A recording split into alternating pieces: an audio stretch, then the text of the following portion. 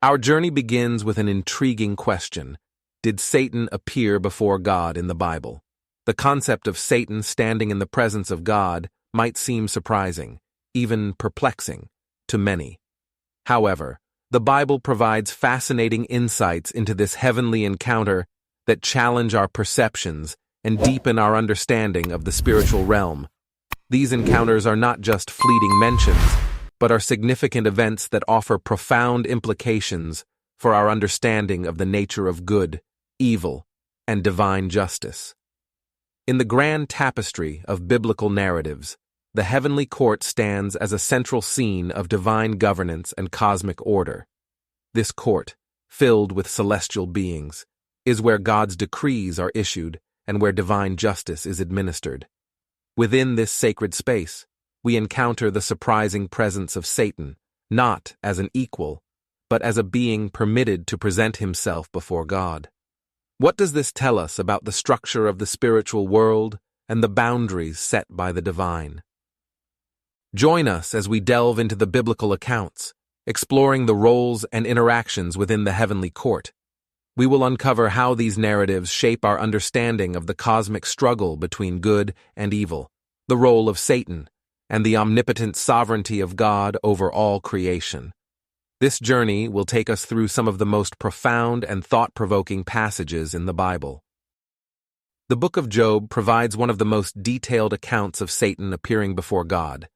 This remarkable encounter is pivotal in understanding the dynamic interactions within the heavenly court and the cosmic implications of divine justice. Job 1:6-7 states, "One day the angels came to present themselves before the Lord, and Satan also came with them. The Lord said to Satan, 'Where have you come from?'" This passage sets the stage for a profound dialogue between God and Satan that will test the very foundations of faith and righteousness. In this dramatic scene, the celestial assembly stands before God, and among them, Satan makes his entrance. This moment is charged with tension, as the celestial beings witness a rare and significant event, the adversary stepping into the divine presence. The Lord's question to Satan, "Where have you come from?" is not merely a query about his physical location, but a deeper inquiry into his activities and motives. Satan's response, from roaming throughout the earth, going back and forth on it, reveals his restlessness and his role as the accuser, always seeking to undermine and challenge God's creation. This interaction between God and Satan in the book of Job is not just a narrative device, but a profound exploration of the themes of faith, suffering, and divine sovereignty. This dialogue sets the stage for the trials of Job, a righteous man whose faith and integrity will be put to the ultimate test. Satan's challenge to God regarding Job's righteousness is a pivotal moment that raises deep questions about human loyalty to the divine. Is Job's faith genuine, or is it merely a result of his blessed and prosperous life? Through this heavenly dialogue, we gain insight into the nature of divine justice and the purpose of human suffering. It reminds us that the struggles and trials we face can have deeper spiritual significance and that our faith, like Job's, is often tested in ways we may not fully understand. In this heavenly meeting, Satan challenges Job's righteousness, presenting a bold and provocative accusation. He claims that Job is faithful only because of his prosperity and the protection he receives from God. Satan's argument is clear. Job's devotion is not genuine, but is instead a product of the blessings and favor bestowed upon him. Satan's assertion is a direct challenge to the integrity of human faithfulness. He proposes that if Job's blessings are removed, his true nature will be revealed, and he will curse God. This accusation strikes at the heart of the human-divine relationship, questioning whether piety and devotion are conditional upon earthly rewards. To test Job's faith, Satan suggests that God remove the hedge of protection around him. "Stretch out your hand and strike everything he has," Satan says, "and he will surely curse you to your face." This challenge sets in motion a series of trials that will strip Job of his earthly possessions and test the limits of his endurance and faith. This bold accusation by Satan is not just an attack on Job, but also a critique of the entire premise of divine justice and human integrity. It suggests that human beings are incapable of true faithfulness without tangible rewards, reducing piety to mere self-interest.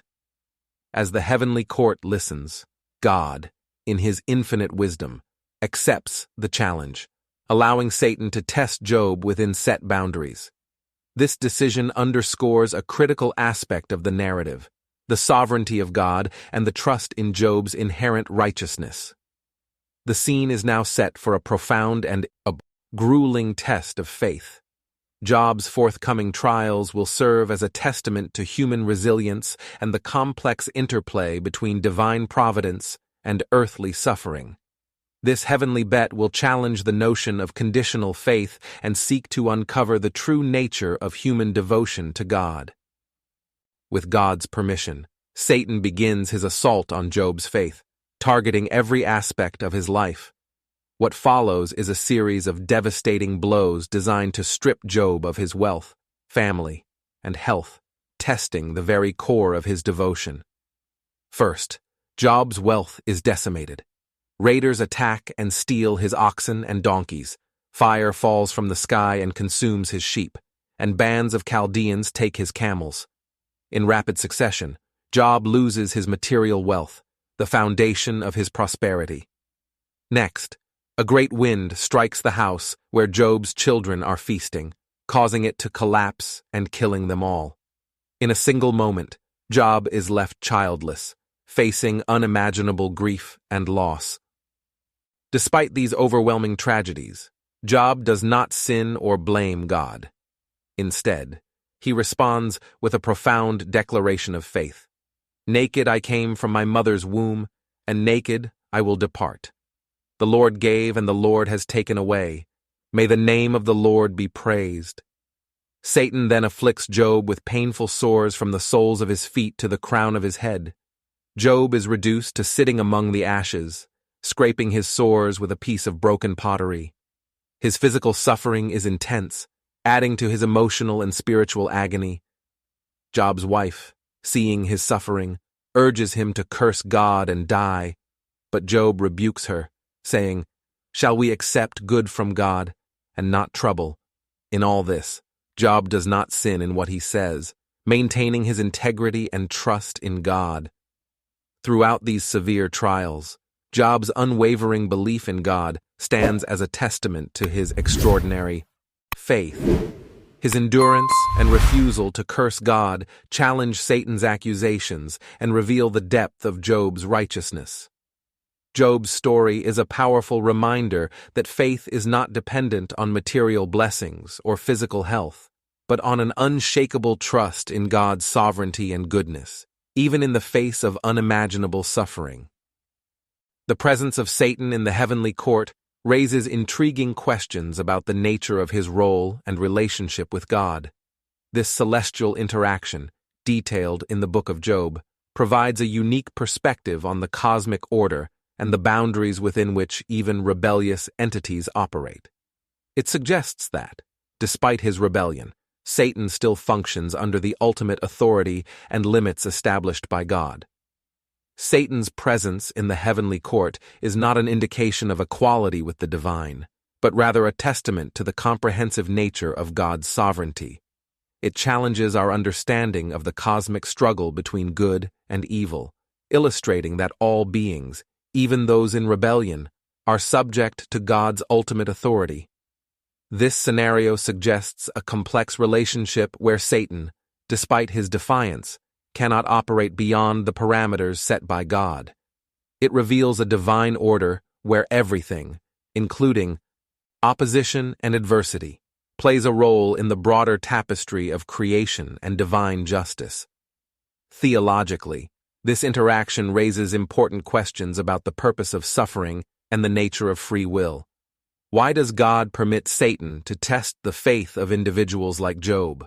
What does this say about the nature of righteousness and the human condition? One interpretation suggests that the presence of Satan and the trials he brings are part of a divine testing process, revealing the true nature of faith and righteousness. Job's unwavering faith amidst severe trials serves as a powerful example of integrity and trust in God, even when facing inexplicable suffering. Furthermore, this encounter highlights the theme of accountability in the spiritual realm. Satan's role as the accuser in the divine courtroom underscores the ongoing spiritual warfare and the vigilance required to maintain righteousness and faith. Ultimately, the presence of Satan in the heavenly court serves as a profound reminder of God's omnipotence. It assures us that, despite the presence of evil and suffering, there is a higher purpose and a divine order that governs all existence. Besides the book of Job, other biblical passages hint at Satan's presence before God. These instances provide additional layers of understanding regarding his role and activities within the divine framework. One significant example is found in Zechariah 3:1, where the prophet describes a vision of Satan standing before the angel of the Lord, accusing the high priest Joshua. This vision reinforces the idea of Satan as the accuser in the divine courtroom. In Zechariah's vision, the high priest Joshua stands before the angel of the Lord, clothed in filthy garments, symbolizing the sin and impurity of the people he represents. Satan stands at his right hand, ready to accuse him, highlighting his role as the adversary who seeks to highlight and exploit human shortcomings. The angel of the Lord rebukes Satan, saying, "The Lord rebuke you, Satan, the Lord, who has chosen Jerusalem, rebuke you. Is not this man a burning stick snatched from the fire?" This powerful rebuke underscores God's sovereign choice and mercy, affirming Joshua's restoration and the cleansing of his sins. This vision in Zechariah not only illustrates Satan's role as the accuser, but also emphasizes God's redemptive power and grace. It reflects the ongoing spiritual battle between accusation and redemption, sin and purification, highlighting the protective and restorative nature of God's intervention. Another example can be found in 1 Chronicles 21:1, where Satan incites David to take a census of Israel, leading to consequences for his disobedience. This passage illustrates Satan's influence in provoking actions that lead to sin and divine discipline, further showcasing his role as an adversary and tempter. These passages collectively deepen our understanding of Satan's role in the biblical narrative. He appears as an accuser, a tempter, and an adversary, operating within the boundaries set by God, but actively seeking to challenge and undermine human faith and obedience. These glimpses into Satan's appearances before God and his interactions with humanity reveal a consistent theme: the ongoing spiritual warfare and the need for vigilance, faith, and reliance on divine grace and protection. Understanding these biblical instances of Satan's presence before God enriches our comprehension of the spiritual dynamics at play and reinforces the importance of steadfast faith and trust in God's sovereign plan. These biblical encounters offer a fascinating glimpse into the heavenly court, a realm where divine justice and cosmic order are meticulously maintained. The scenes depict a celestial courtroom where not only angels, but also entities like Satan present themselves, highlighting the profound and intricate nature of the spiritual realm.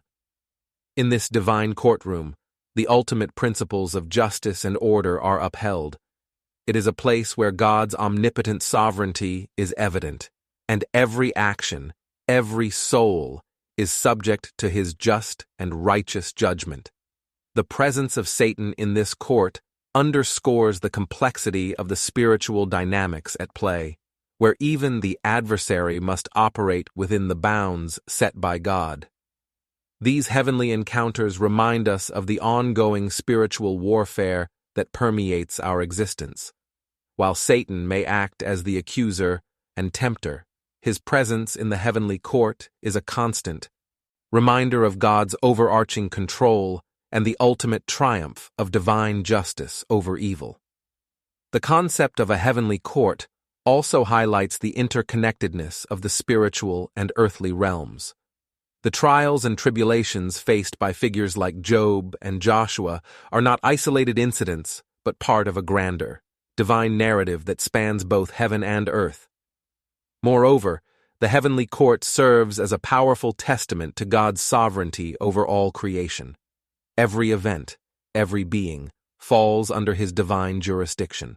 This sovereignty ensures that, despite the presence of evil and suffering, there is an ultimate order and purpose guided by his wisdom and justice.